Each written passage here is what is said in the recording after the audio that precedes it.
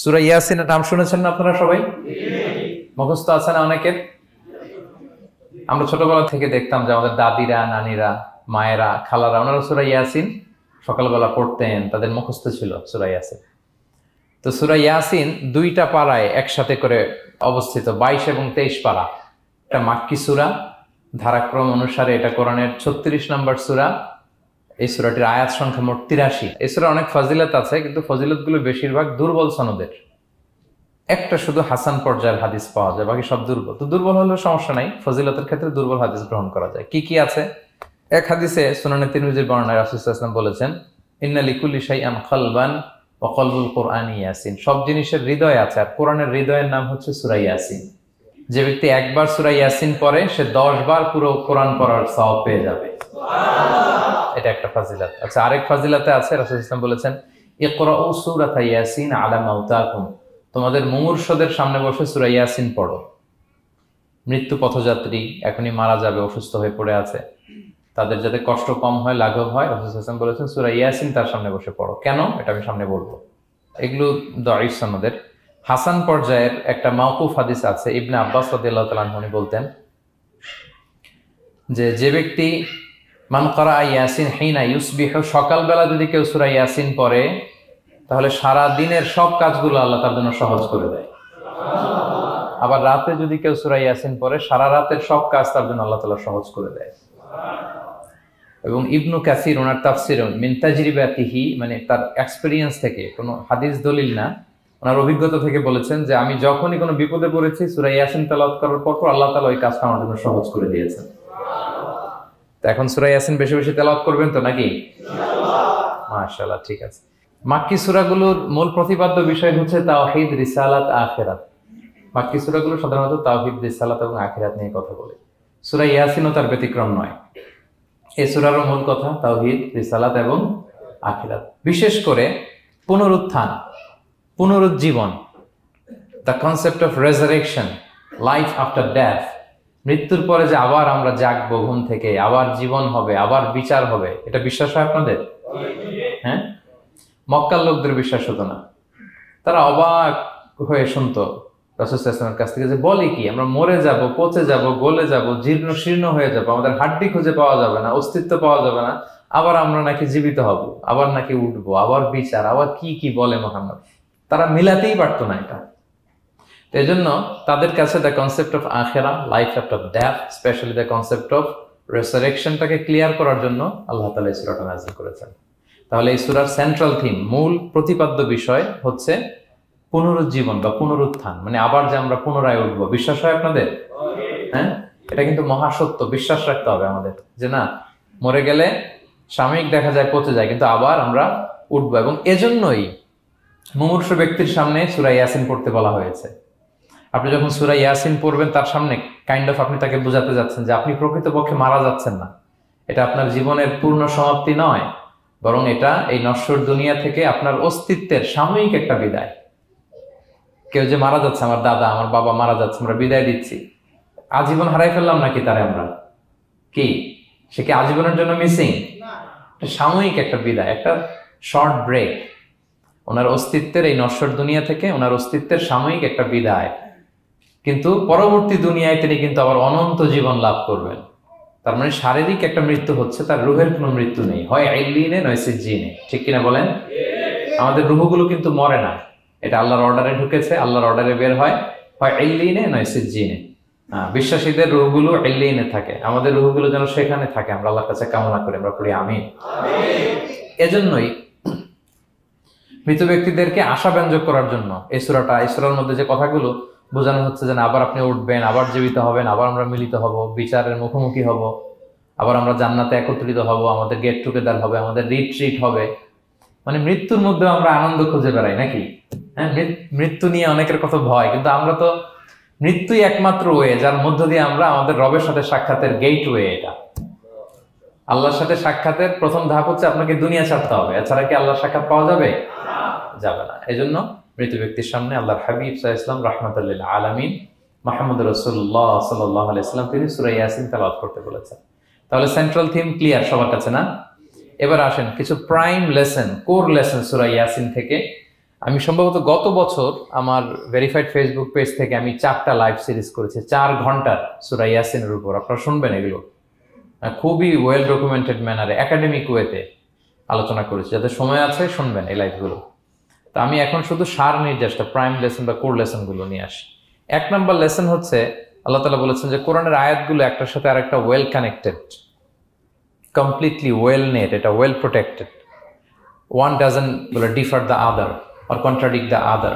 কোনো আয়াত আরেক আয়াতের বিপরীতে যায় না, একটা আরেকটার সম্পূরক, পরিপূরক, ওয়েল নেট, ওয়েল কানেক্টেড।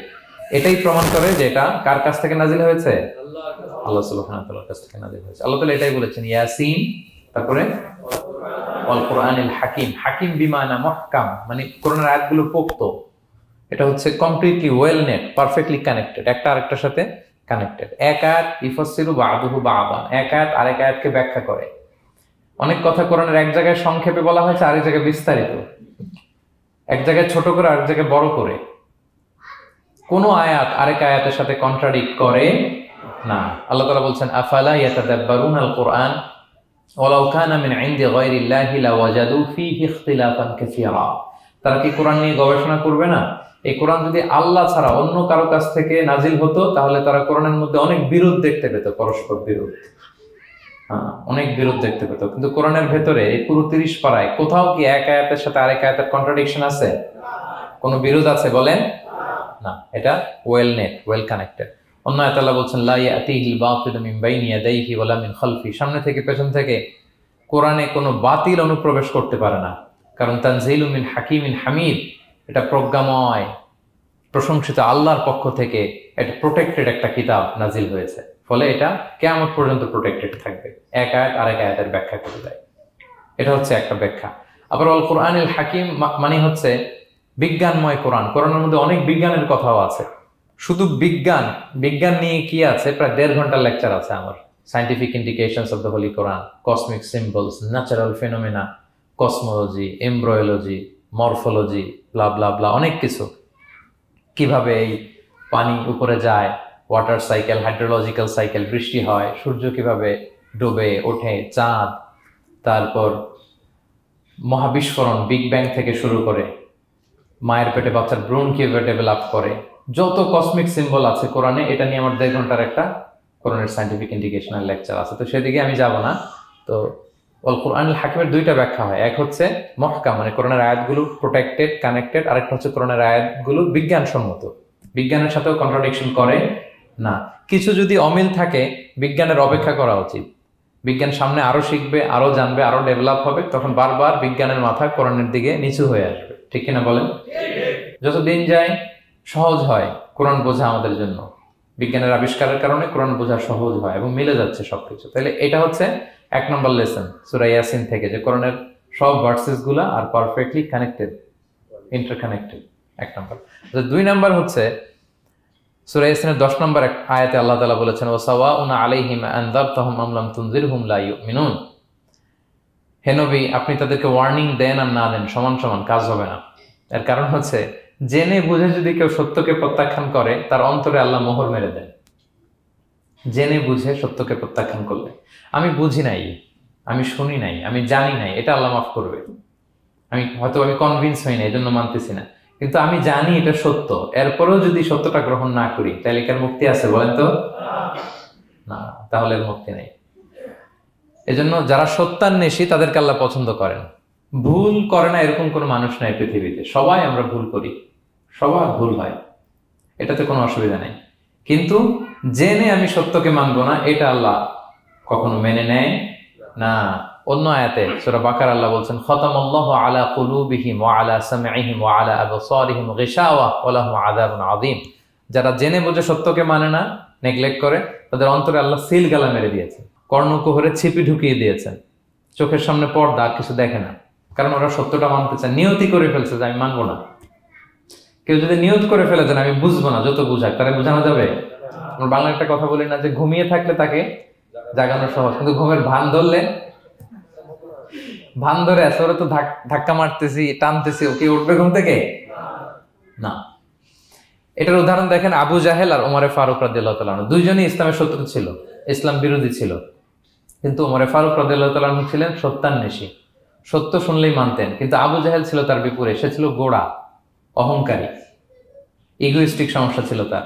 সে জানতো যে আল্লাহর হাবিব সাল্লাল্লাহু আলাইহি ওয়াসাল্লাম আল্লাহর পক্ষ থেকে নাজিল হওয়া আসা একজন রাসূল, কোরআন আল্লাহর পক্ষ থেকে নাজিল হওয়া একটা কিতাব, জানার পরেও সে মানে নাই, ফলে তার নসিবে হেদায়েত জোটে নাই। কিন্তু ওমর ফারুক রাদিয়াল্লাহু তাআলা আনহু কিছুদিন পরেই উনি শাহাদা পড়ে ফেলছেন এবং রাসূল সাল্লাল্লাহু আলাইহি ওয়াসাল্লাম দোয়া করেছিলেন যে আল্লাহ, আল্লাহুম্মা আইজ্জাল ইসলাম বি আহাব্বি হাযাইনি রাজুলাইনি ইনদাক, আল্লাহ দুজন লোকের যাকে তোমার ভাল লাগে তাদের একজনকে ইসলামের ছায়াতলে এনে তুমি ইসলামটাকে শক্তিশালী করো।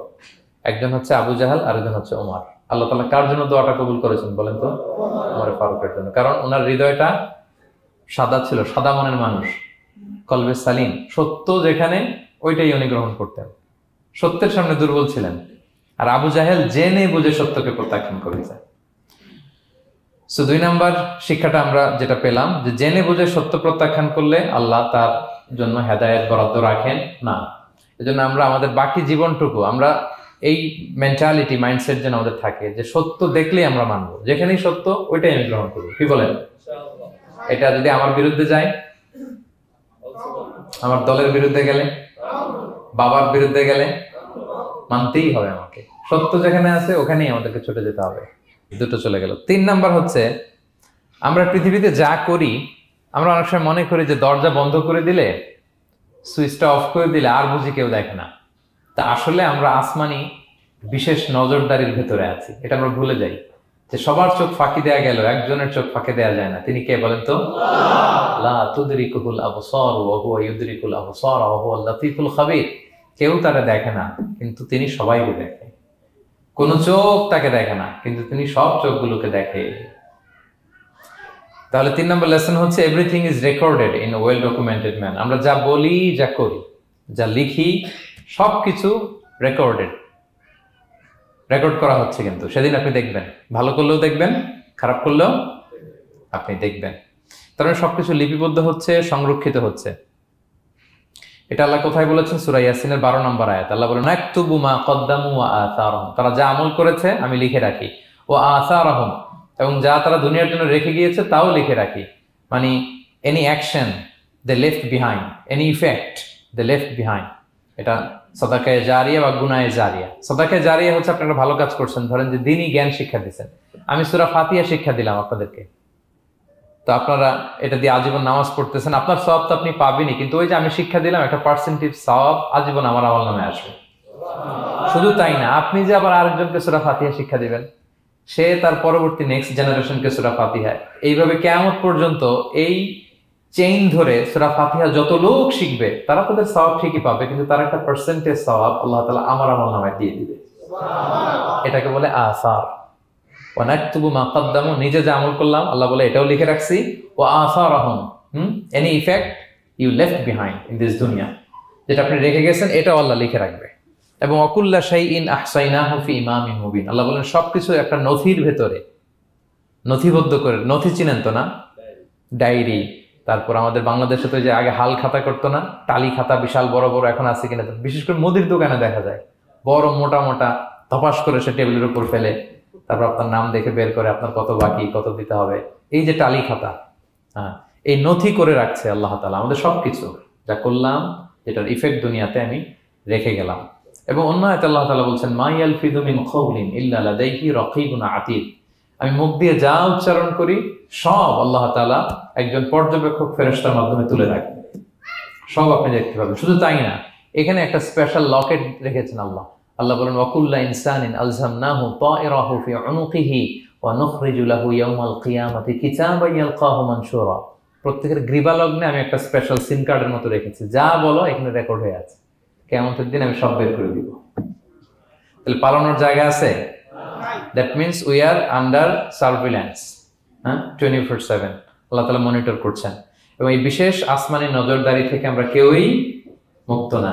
তাইলে লাইট বন্ধ করে দিলেন, দরজা আটকায় দিলেন, কেউ দেখে না, না? কেউ যেটা দেখে না সেটা দেখেন কে? আচ্ছা, 3টা জেনে গেলেন। 4 নম্বরে হচ্ছে, পৃথিবীতে সব নবীরা এক মিশন এবং ভিশন নিয়ে এসেছে। সব নবীরা লা ইলাহার দাওয়াত দিয়েছে, তাই না? এক আল্লাহর দাওয়াত দিতে। আচ্ছা, কখনো কি এমন হয়েছে কোন নবী এসে বলছে যে আল্লাহ একজন, আবার আরেক নবী এসে বলছে না আল্লাহ দুই তিনজনও হইতে পারে? হ্যাঁ, বলছে? কোন নবী এসে বলেছে মৃত্যুর পর এক জীবন আছে, হিসেব দিতে হবে, পাই টু পাই হিসেব হবে? আরেকজন বলছে না, এরকম নাও থাকতে পারে। এরকম এক নবী এক কথা, আরেক নবী আরেক কথা হয়েছে? এগুলো নবীদের মধ্যে হয়, কবিদের মধ্যে হয়। এক কবি এক কথা বলে, আরেক কবি, এক দার্শনিক এক কথা বলে, আরেক দার্শনিক আরেক কথা, এক রাজনীতিবিদ এক কথা, আরেক রাজনীতিবিদ আরেক। এদের মধ্যে ধাক্কাধাক্কি হয়, কিন্তু নবীদের মধ্যে কথার মধ্যে এগুলো আছে? কারণ তারা মন গড়া কথা বলে না। ওমা ইয়ানতিকু আনিল হাওয়া ইন হুয়া ইল্লা ওয়াহয়ু ইউহা। তাদের কথা আসে একটা হেডকোয়ার্টার থেকে। হেডকোয়ার্টারটা কার? আসমানি রেভেলেশনের বেসিসে ওনারা কথা বলেন। মন গড়া কোনো নবী কোনো কথা বলেন না। তাহলে 4 নম্বর শিক্ষা হচ্ছে সব নবীর মিশন ভিশন এক। এজন্য তাদের মধ্যে একটা কোঅপারেশন ছিল। সূরা ইয়াসিনে চমৎকার একটা ঘটনা আছে। একটা জনপদের নাম উল্লেখ করা হয়নি, কিন্তু কোন কোন মুফাসসির বলেছেন এটা তুরস্কের আন্তাকিয়া জনপদে আল্লাহ একটা কাজে, দাওয়াতি কাজে 2 জন নবীকে পাঠালেন। কয়জন? 2 জন। কাজ একটা, কিন্তু কয়জন? 2 জন। এরকম সাধারণত অন্য নবীদের ক্ষেত্রে হয় না, কোরআনে পাওয়া যায় না যে এক কাজে এক জায়গায় 2 নবী, এরকম হয় না। এক্সেপ্ট মুসা আলাইহিস সালাম, ওনার কথা বলার জড়তা ছিল, তো উনি আল্লাহকে বলেছেন আল্লাহ আমাকে যেই তাওরাত দিয়ে পাঠালেন আমি তো কথা ক্লিয়ারলি বলতে পারি না, জড়তা, মামলিং হয় আমার মুখে। আমার ভাই আখি হারুন আফসাহু মিন্নি লিসান, ও আবার খুব ফ্লুয়েন্ট ছিল। আমি নেতৃত্ব দিব, কিন্তু হারুন ভোকাল দিবে, আপনি তাকে নবী বানায় দেন। মুসা আলাইহিস সালামের দোয়ার বদলতে আল্লাহ হারুন আলাইহিস সালামকে নবী বানায় দিয়েছিলেন। 2 ভাই মিলে ফেরাউনের কাছে দাওয়াতি কাজ করেছে। কিন্তু এছাড়া আর এরকম দেখা যায় না যে এক এলাকায় এক কাজে 2 জন নবী, না। এইখানে দেখা গিয়েছে আন্তাকিয়া জনপদে আল্লাহ এক মিশনে কয়জন নবী পাঠিয়েছেন?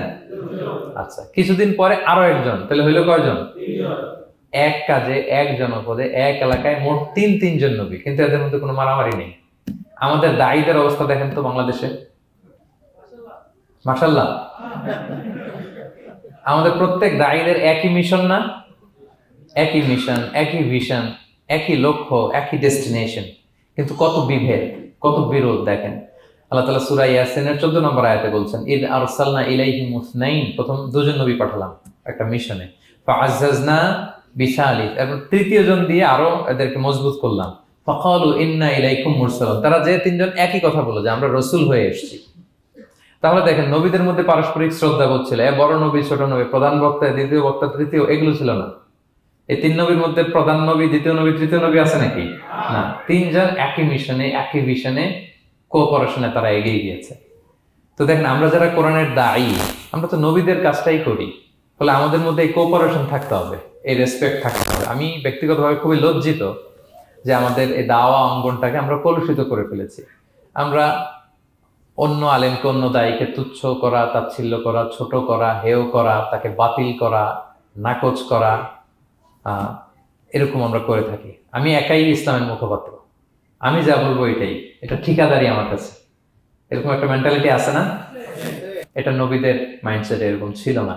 ওনারা কোঅপারেশনে, কোলাবোরেশনে কাজ করতেন, পার্টনারশিপে, একে অপরের প্রতি রেসপেক্ট ছিল। কোন নবী আরেক নবী বিষদগার করে নাই, কিন্তু আমরা এক দায়ী আরেক দায়ীকে কাফের বলতেও তো আমরা দ্বিধাবোধ করি না, কি বলেন? আল্লাহ তাআলা আমাদেরকে বোঝার তৌফিক দান করুন। 5 নাম্বার, নবীদের কাজ হচ্ছে আল বালাগুল মুবিন, ক্লিয়ার কমিউনিকেশন, শুধু পৌঁছে দেয়া, বাণীবাহকের কাজ করা। আল্লাহ তাআলা বলছেন ওমা আলাইনা ইল্লাল বালাগুল মুবিন। ওই 3 জন নবী যখন বুঝালেন, তারা এলাকাবাসী মানে না, রিজেক্ট করলো, কিন্তু তারা বললো যে আমাদের কাজ হচ্ছে পৌঁছে দেওয়া, মানবা কি মানবো না এটা তোমাদের কাজ। আমাদের কাজ কি? আল বালাগুল মুবিন, কোরআনিক টার্মিনোলজি, মানে হচ্ছে ক্লিয়ার কমিউনিকেশন, আমাদের কাজ পৌঁছে দেওয়া, এর বেশি কিছু না। আমরা অনেক সময় একটু জবরদস্তি করতে চাই, জোরাজুরি করতে চাই, এই নামাজ পড়ো না কেন, তাকে জোরাজুরি করা, দাঁড়িয়ে রাখানো, জোরাজুরিতে বেশি কাজ হয় না। আপনি পাওয়ারফুল মেসেজ দিবেন, ইনফ্লুয়েন্স করবেন, এতেই আল্লাহ হেদায়েত দিবে। কারণ হেদায়েতটা নিয়ন্ত্রণ করেন একমাত্র কে? আল্লাহ। এখানে আর কারো হাত নাই, এমনকি নবীরও না। কোন নবীও চাইলে কাউকে হেদায়েত দিতে পারে না। আল্লাহর হাবিব সাল্লাল্লাহু আলাইহি ওয়াসাল্লাম মক্কায় মক্কাবাসীদের পেছনে ঘুরতে ঘুরতে পেরেশান। উনি তো রহমতের নবী, উনি ভাবতেছিলেন হায়রে একটু যদি আমার কথা মানতো তাইলেই তো জাহান্নাম থেকে বেঁচে যায়, আর একটু দাওয়াত দেই, সকালে দেই, দুপুরে দেই, বিকেলে দেই, রাতে দেই। তাদের পিছনে ঘুরতে ঘুরতে রাসূল সাল্লাল্লাহু আলাইহি ওয়াসাল্লাম পেরেশান হয়ে যেতেন। আল্লাহ তাআলা সূরা কাহফে আয়াত নাযিল করলেন, ফালাআল্লাকা বাকিউন নাফসাকা আলা আথারিহিম ইল্লাম ইউমিনু বিহাদাল হাদীথি আসাফা। নবী, ওরা যদি শুনতে না চায়, আপনি তো ওদের পিছনে ঘুরতে ঘুরতে পাগল হয়ে যাচ্ছেন বোধহয়, না রেখে দেন, মানলে মানুক, না মানলে নাই। হেদায়েত দেওয়ার মালিক হচ্ছে আমি। ফাযাক্কির ইন্নামা আনতা মুযাক্কির, আপনি শুধু স্মরণ করিয়ে দেন, উপদেশ দেন। লাস্তা আলাইহিম বিমুসাইতির, আপনি বল প্রয়োগ করতে আসেন, আপনাকে দারোগা বানাই পাঠাইনি আমি, আপনি শুধু পৌঁছে দিবেন। এমনকি রাসূলুল্লাহ সাল্লাল্লাহু আলাইহি ওয়াসাল্লাম ওনার চাচা আবু তালেবের হেদায়েতের জন্য অনেক ট্রাই করেছেন, কিন্তু হেদায়েত নসিব হয়েছে বলেন? কারণ ইন্নাকা লা তাহদি মান আহবাবতা ওয়ালাকিন্নাল্লাহ ইয়াহদি মান ইয়াশা। নবী, আপনি যাকে চান তাকে হেদায়েত দিতে পারবেন না। তাহলে আমাদের যারা দাঈ, আমাদের কাজ কি? পৌঁছে দেওয়া। বলেন তো, কাজ কি? পৌঁছে দেওয়া। নাকি বল প্রয়োগ করা, জোরাজুরি করা? মাশাআল্লাহ। 7 নাম্বার লেসন হচ্ছে, এই পৃথিবীর সবকিছু আইন মানে কার? বলেন তো, আল্লাহর। ইচ্ছায় অনিচ্ছায় সবকিছু আল্লাহর আইন মানে, আমরা ছাড়া শুধু। আকাশ, জমিন, বাতাস, বৃষ্টি, মেঘমালা, পাহাড়, সাগর, নদী, সূর্য, চন্দ্র, সব আইন মানে কার? আল্লাহর আইন মানে। সে কথা আল্লাহ বলছেন, ওয়াশ-শামসু তাজরি লিমুস্তাকাররিল লাহা, আমি সূর্যের জন্য একটা গতিপথ দিয়েছি, কক্ষপথ, অক্ষপথ, সে ওইদিকেই ঘুরে, ওরা ঘুরতে বলছে ও ঘুরে, এর কোনো ব্যত্যয় নাই। যালিকা তাকদীরুল আজিজিল আলিম, এটা আমি আল্লাহ ফিক্স করে দিয়েছি। ওয়াল কামারা কাদ্দারনাহু মানাজিলা হাত্তা আদা কাল উরজুনিল কাদিম, আর চাঁদকে আমি 30টা মঞ্জিল দিয়েছি। দেখবেন চাঁদ কিন্তু এক জায়গায় উদিত হয় না, 30 দিনে 30 জায়গায়, পুরো মাস ব্যাপী এদিক থেকে ওদিকে শুধু ঘুরে। এটা আল্লাহ ফিক্স করে দিয়েছে, এটা ওর বিধান। আমাদের জন্য কোরআন বিধান হিসেবে দিয়েছে, আমরা মানি না, কিন্তু প্রত্যেক প্রাণীর জন্য, সৃষ্টির জন্য যে বিধান আল্লাহ ফিক্স করেছেন ওরা ওইটাই মানে, এর একটু একচুল পরিমাণ ডান ব্যয় করে না। সুবহানাল্লাহ, সুবহানাল্লাহ। সো জগতের সবকিছু আল্লাহর দেয়া বিধান মেনে চলে, কারণ গোটা জগৎটাই তো তার। গোটা জগৎটা কার বলেন? ফলে আইনও চলবে তার। আমরা যেন আল্লাহর সবগুলো আইন মেনে চলি। 8 নাম্বার হচ্ছে, এই যে আমরা জান্নাতের কথা শুনি, কিয়ামতের কথা শুনি, আখিরাতের কথা শুনি, একদিন আমরা এটা চাক্ষুষ দেখতে পাবো, তখন আমাদের এই বিশ্বাসটা আরো প্রগাঢ় হবে। মৃত্যুর পরে যে আমাদের লম্বা ঘুম, এই আমাদের নিদ্রা ভঙ্গ যেদিন হবে, সেদিন আমরা সব দেখতে পাবো, চাক্ষুষ কিয়ামতের সবকিছু। সেটা আল্লাহ তাআলা বলছেন, নুফিখা ফিস সূরি ফাইদাহুম মিনাল আজদাসি ইলা রাব্বিহিম ইয়ানসিলুন, ইসরাফিলের সিংগার ফুৎকারে সেদিন সব মানুষ জেগে উঠবে। আপনারা ইসরাফিল আলাইহিস সালামের নাম শুনেছেন? কে উনি? একজন ফেরেশতা। উনি বড় একটা সিংগায় ফুৎকার দিবেন। সৃষ্টির পর থেকে আল্লাহ ওনাকে একটা কাজের জন্য অ্যাসাইন করেছেন, শুধু ফু দিবে 3টা। কয়টা? 3টা। আর কোনো কাজ আছে? না। দ্যাটস ইট, দ্যাটস ইট, শুধু 3টা ফু দিবে 3 বারে। ঠিক যে মুহূর্তে আপনারা এখন কথা শুনছেন, এই মুহূর্তে উনি ওই ট্রাম্পিট সিংহা নিয়ে আরশের দিকে তাকায় আছে, কখন আল্লাহর আদেশ আসে, 1 সেকেন্ডের জন্য দেরি না, চোখের পলক যাতে দেরি না হয়ে যায়, তাকিয়ে আছেন উনি। ফুৎকার দিবে তো কবর থেকে মানুষগুলো উঠবে, মিনহা খালাকনাকুম ওয়া ফিহা নুঈদুকুম ওয়া মিনহা নুখরিজুকুম তারাতান উখরা, এই কথাই আল্লাহ এই সূরাতে বলেছেন। তো মানুষ যখন উঠবে, কারো ঘুম হবে 50 বছর, কারো 500 বছর, কারো 5000 বছর, কারো 5 লক্ষ বছর। পৃথিবীতে প্রথম নিহত হয়েছে কে জানেন? হাবিল। আদম আলাইহিস সালামের ছেলে হাবিল পৃথিবীর প্রথম মারা গেছে। সে, তার ঘুমটা কত লম্বা বলেন তো? সে কত হাজার বছর, লক্ষ বছর বেচারা ঘুমাচ্ছে, হ্যাঁ, তার কবরে। তো সব সিংগার ফুৎকার সব কবর থেকে উঠবে। ক্বালু ইয়া ওয়াইলানা মান বাআসানা মিন মারকাদিনা হাযা, কিরে কে ভাঙালো এই লম্বা ঘুমটা, সবাই তো ঘুমাচ্ছিলাম। হাযা মা ওয়া'আদার রহমান, ফেরেশতারা বলবে এইটাই সেই দিন যেটা বিশ্বাস করো না এই দুনিয়াতে। ওয়াজ নসিহত হইলে তো তোমরা মানতা না, বলতা এগুলো কিছু নাই, বিশ্বাস আজকে সেই দিন। সাদাকাল মুরসালুন, রাসূলরা সত্যই বলেছেন। ওই দিন মানুষ চাক্ষুষ কিয়ামতকে অবলোকন করবে। 9 নম্বর শিক্ষা হচ্ছে, তখন আল্লাহ তাআলা বিচার প্রতিষ্ঠিত করবেন। ওই বিচারে আল্লাহ কাউকে ঠকাবেন না। বলেন তো, আল্লাহর বিচারে কোনো পার্সিয়ালিটি আছে? না।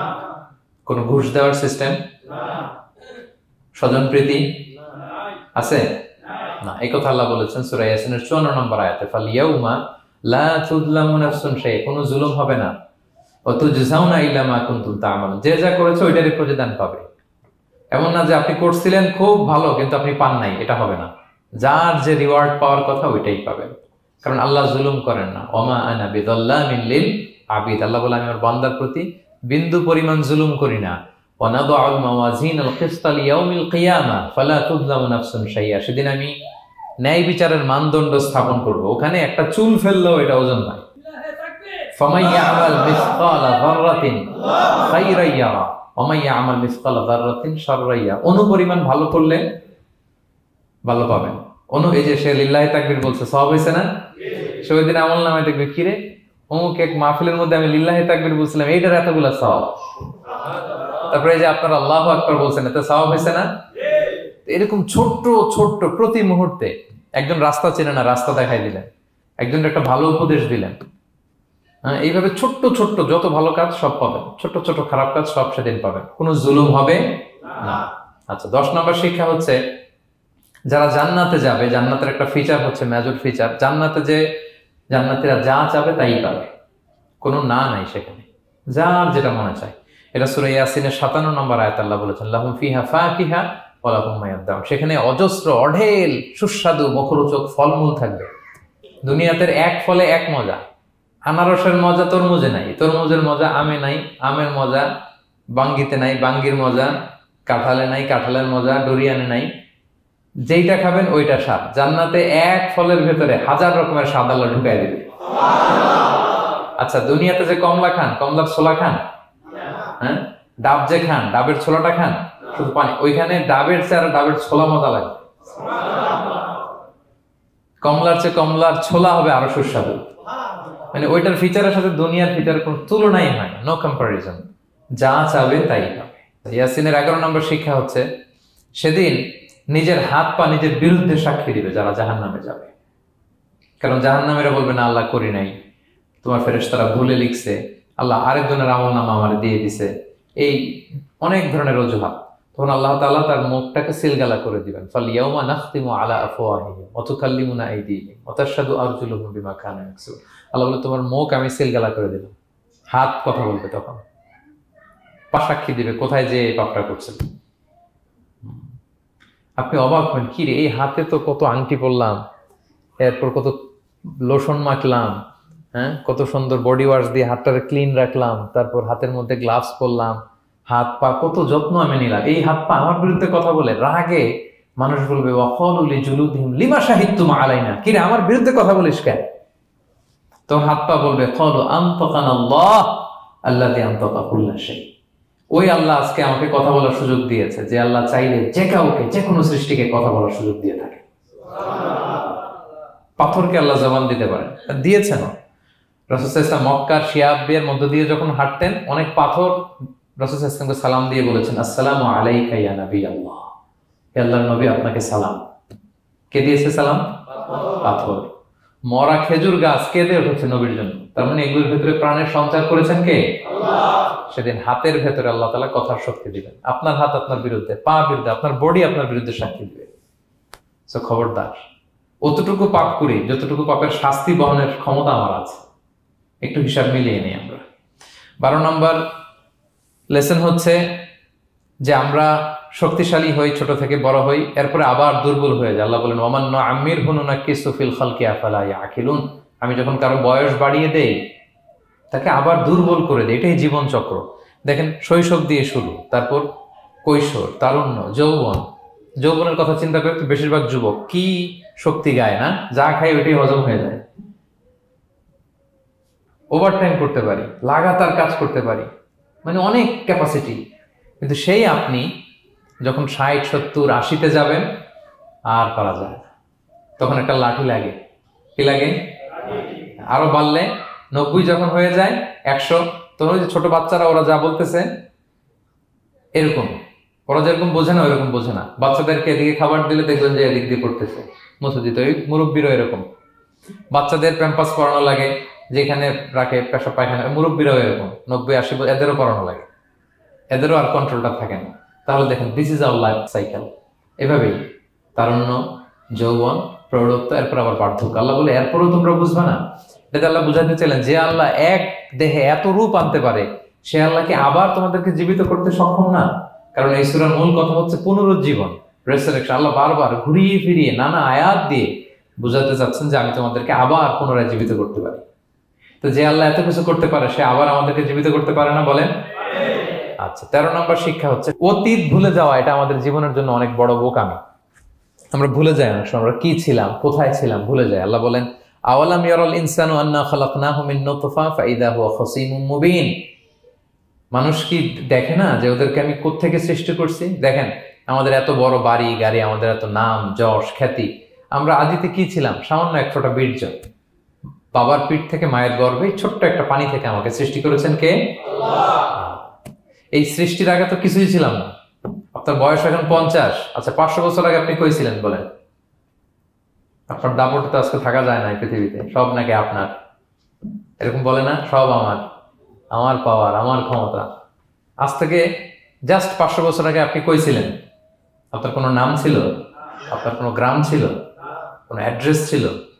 খ্যাতি ছিল? দাপট ছিল? লোক লস্কর কিছু ছিল? ক্ষমতা আসলো কোত্থেকে আপনার? আল্লাহ বলে হাল আতা আলাল ইনসানি হিনুম মিনাদ দাহরি লাম ইয়াকুন শাইআম মাযকুরা।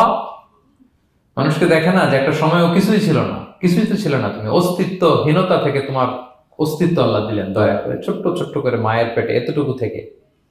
আপনি ওই বিজ্ঞান প্রযুক্তি জাদুঘরে গিয়েছিলাম আমি আগারগাঁওতে, ওখানে মায়ের পেটে যেগুলো বাচ্চাগুলো ডেভেলপ করে নাই তারা রেখে দিয়েছে পানির মধ্যে 1 সপ্তাহ 2 সপ্তাহ 1 মাস 2 মাস 3 মাস এরকম বাচ্চাগুলো ছোট, ওই ব্যাঙ্গাচির মতো ছিলাম আমরা। বর্ষাকালে ব্যাঙের পোনা দেখছেন? জাস্ট লাইক ব্যাঙের পোনা, এত ক্ষুদ্র ছোট্ট আমরা ছিলাম। আল্লাহ বলে তুমি দেখো না তোমার পিছনটা কি ছিল? অতীত। এজন্য অতীত ভুলে যাওয়া যাবে না। 14 নম্বর শিক্ষা হচ্ছে পুনরুত্থান, যেটা আসল শিক্ষা সূরা ইয়াসিনের, মানে মৃত্যু পরবর্তী জীবন, এটা মহাসত্য, এটা হবেই। হ্যাঁ, লম্বা আয়াত, আমি শুধু মূল কথাটা বলি। আস ইবনে ওয়াইল মক্কায় রাসূল সাল্লাল্লাহু আলাইহি ওয়াসাল্লামের কাছে একটা মরা লাশের হাড্ডি, কঙ্কাল থেকে হাড্ডি এনে, এটা 100 বছর আগের হাড্ডি, এরকম হাত দিয়ে গুঁড়া করে এটা পাউডার হয়ে গেছে।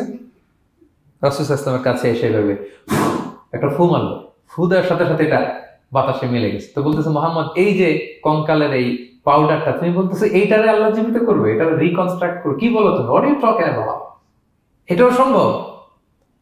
আল্লাহ এই কথাটা সূরা ইয়াসিনে তুলে ধরলেন যে দারাবা লানা মাসালান ওয়া নাসিয়া খালকা ক্বালা মান ইউহিল ইযামা ওয়া হিয়া রামীম। এটারে কে আবার জীবিত করবে? এটা তো জীর্ণ শীর্ণ ধুলা বালু পাউডার হয়ে গিয়েছে।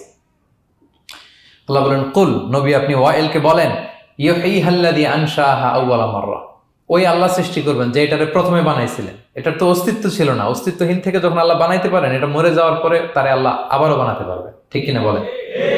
আচ্ছা বলেন, কোন জিনিস প্রথমে বানানো সহজ না দ্বিতীয়বার বানানো সহজ? দ্বিতীয়বার, তাই না? তো প্রথমেই যেহেতু আল্লাহ আমাদেরকে বানাই ফেলতে পারছে, মরে গেলে গলে গেলে পচে গেলে দ্বিতীয়বার বানানো কেনার জন্য কঠিন হবে? কঠিন হলে তো প্রথমবার হওয়ার কথা ছিল, যেহেতু নমুনা ছিল না, আল্লাহর কাছে কোনো মডেল ডিজাইন ছিল যে এটার আলোকে এটা ছিল? তো সেই আল্লাহ যখন আমাদেরকে বানাই ফেলতে পারছেন প্রথমবার, দ্বিতীয়বার কি তার জন্য কঠিন না সহজ? তখন বিষ্ণু ইসলাম বললেন যে এই পাউডার, তুমি যে কঙ্কালের হাড্ডি ফু দিয়ে বললা, এটাকে আল্লাহ জীবিত করবেন, অনুরূপভাবে তোমাকেও জীবিত করবেন এবং তোমাকে জাহান্নামে নিক্ষেপ করবেন। আল্লাহ জাহান্নাম থেকে আমাদেরকে হেফাজত করুন। সহিহ মুসলিমের হাদিস আল্লাহর হাবিব সাল্লাল্লাহু আলাইহি ওয়াসাল্লাম বলেন, ইন্না ফিল ইনসানি আযমান, মানুষের দেহে একটা হাড্ডি কণিকা আছে, লা তাকুলুল আরদু আবাদা, এই হাড্ডি কণিকা জমিন কখনো খেতে পারে না। মানে আমাদেরকে কবর দিয়ে দিলে তো মাটি পুরো লাশটা খেয়ে ফেলে, 50-100 বছর পরে আর কিছুই থাকে না, আসলে আমাদের হাড় গোড়ও থাকে না, ওইটাও পাউডার হয়ে যায়, পোকামাকড় খেয়ে ভ্যানিশ। কিন্তু একটা জিনিস ছাড়া, আমাদের এই যে শির দ্বারা ব্যাকবোন, আমাদের স্পাইনাল কর্ডের একেবারে নিচে ট্রায়াঙ্গেল ছোট্ট একটা হাড্ডি কণিকা আছে, ত্রিভুজ আকৃতির, এটাকে ডাক্তারি ভাষায় বলে কক্সিক্স টেইল বোন, পুচ্ছাস্তি বলে। এই ছোট্ট কণা, এইটা নষ্ট হয় না। আল্লাহ বলে এইটাকে বেইস ধরে আমি কিয়ামতের দিন তোমাদের সবাইকে আবার জীবিত করব। হিন্দুরা যে শ্মশানে লাশ পোড়ায়, সব পুড়ে যায়, কক্সিক্স পুড়ে নয়, ছোট্ট কক্সিক্স কোথা হয় জানেন? গরুর লেজটা যেখান থেকে শুরু হয় ওই জায়গায়, মানে আমাদের শিরদাঁড়ার একেবারে নিচের দিকে ছোট্ট একটা ট্রায়াঙ্গেল হাড্ডি কণিকা আছে, খুবই ছোট ট্রায়াঙ্গেল বোন পার্টিকেল, এটা থেকে আল্লাহ সৃষ্টি করে। এটা বিমানের ব্ল্যাক বক্সের মতো, বিমান জ্বলে পুড়ে যায়, সাগরের নিচে গেল ব্ল্যাক বক্স কিছু হয় না, জানেন? যে MH কত 370, ওই যে ডুবলো, যে ভারত মহাসাগরের নিচ থেকে 3 দিন সিগন্যাল দিচ্ছিল ব্ল্যাক বক্স, এরপর এটার ব্যাটারিও নাই, আর দিতেও পারে নাই, দেখেন সব ধ্বংস হয়ে যায়। ব্ল্যাক বক্স থেকে বিমানের সর্বশেষ কি হয়েছিল ইনফরমেশন গুলো পাওয়া যায়, ওইটা নষ্ট হয় না সাধারণত বিমানের। এই আল্লাহ তাআলা এই ব্ল্যাক বক্স দিয়ে দিয়েছেন আমাদের পেছনে, আজ বুঝলেন না? এখান থেকে আল্লাহ তাআলা সেদিন আমাদেরকে রিকনস্ট্রাক্ট করবেন। তাহলে পুনরুত্থান, আবার যে আমরা জীবিত হবে, এটা বিশ্বাস হয় আপনাদের? হয়। এটা করতে আল্লাহ কিছুই লাগে না, শুধু কোন বললেই হয়ে যায়। কি বললে? এই কোন কথা দিয়ে আল্লাহ তাআলা শেষ করেছেন সূরা ইয়াসিন। আল্লাহ বলেন যে আল্লাহর যে অসীম ক্ষমতা, এটা শুধু কোন বললেই হয়। ইন্নামা আমরুহু ইযা আরাদা শাইআন আইয়াকুলা লাহু কুন ফায়াকুন। কুন, হও, ফায়াকুন হয়ে যায়। বি, ইট ওয়াজ। হও বলতে হয়ে যায়। তাই বলে কি আল্লাহ হও বলাটাও জরুরি না, তিনি হও বলারও মুখাপেক্ষী না। দুনিয়াতে আমাদের বোঝানোর জন্য তিনি বলছেন যে আমি কোন বললেই হয়ে যায়, আমার কোনও বলা লাগে না, চিন্তা করা মাত্রই হয়ে যায়। ফাআলুল লিমা ইউরিদ, তিনি যা ইচ্ছা তাই করতে পারেন। সো সেই আল্লাহকে যেন আমরা ডাকি, তার কাছে যেন আমরা ফরিয়াদ করি, আমাদের মনের আকুতি, চাহিদা, প্রার্থনা তার কাছে যেন আমরা নিবেদন করে পেশ করি। আল্লাহ তাআলা আমাদের সবাইকে কথাগুলো বোঝার ও আমল করার তৌফিক দান করুন। হাযা মা ইনদি ওয়াল ইলমু ইনদাল্লাহি আলাইহি তাওয়াক্কালতু ওয়া ইলাইহি উনীব। আসসালামু আলাইকুম ওয়া রাহমাতুল্লাহি ওয়া বারাকাতুহু।